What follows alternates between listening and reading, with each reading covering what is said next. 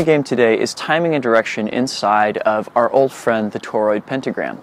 Now, a lot of us have played around with having the poi move parallel through the toroid pentagram. Some of us have experimented with the idea of actually kind of having the toroid pentagram move around in such a way that feels kind of split time same direction-ish. And what that really means is that one of the poi is essentially a cross point in front of or behind the other poi, right? Some of us have even tried doing the opposites pentagram, which is all kinds of fun to learn in and of itself. And you could think of it as actually being one of the poi being 5 steps ahead of the other one, in that because of the way the toroid pentagram is built, you actually come all the way back around to that original point, but the poi is turning the opposite direction, right? So if you think of 2 poi as moving in opposites through there, really one of them is 5 points ahead of the other, so to speak, right? Okay, so what if we pick a number that is between 1, 2, and 5? There's 2 other possibilities in there. One in which the poi is 4 steps ahead, which I don't remotely have down yet, and one in which it's 3 steps ahead. Arashi refers to this configuration as an A-frame, and it's funky because it actually feels closer to being same time, same direction than you would think. And what it involves is essentially the ends of the toroid, you go to neighboring corners instead of like you would in split time same direction, one corner in front, right? There was a video I uploaded a couple months ago of just doing straight up timing and direction with, with antispin pentagrams, and that'd be a good way to kind of brush yourself up on how your hands have to kind of proceed through the arrangement of points in order to get that pentagram kind of shape, right?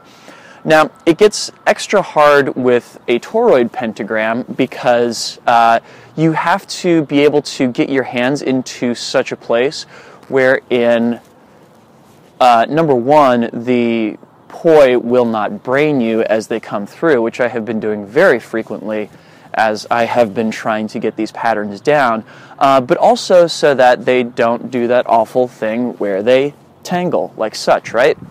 And it turns out that one of the most helpful tools I've found in order to get that down is this little bit of Arashi style tech, which is called the crane, right? And it essentially feels something like same time, same direction, and it's really just the poi slipping past each other. So as you work through this pattern, what you're really trying to do is find those crane orientations such that the poi can slip past each other and not tangle with each other. And the most helpful way I've found to do that actually is to just go section by section. So here, for example, we've got no problems. When I move one poi up and the other poi over to the side, once again, no problems. We switch over to here, no problems. We switch over to here, no problems. And then we might encounter our first problem when we go up, in that, when we come down, pardon me, it's such an uncomfortable place to be. So when we come down, what I'm finding is that it's actually easiest to come down in such a fashion that, come on, there we go. In such a fashion that the left hand is the first one down and the right hand is the second one down. And try not to brain yourself as you do that. So something like that, right, where the left hand is slipping in just before the right hand does. Needless to say, there's still a lot of cleaning up to do on this one, but you know, it is a fun challenge to take on, and I think you'll find that there are more applications for it than you may think, in terms of if you, say, stop in the middle of it and throw yourself into a little inversion kind of place and then pull yourself right back out, yeah? So, anyhow, I hope that's helpful to you guys. I know that this one's a bear to learn. It was for me at least, so if some of you guys out there are working on this, I hope it helps you out. Thanks very much for watching, and have yourselves a great week. Peace.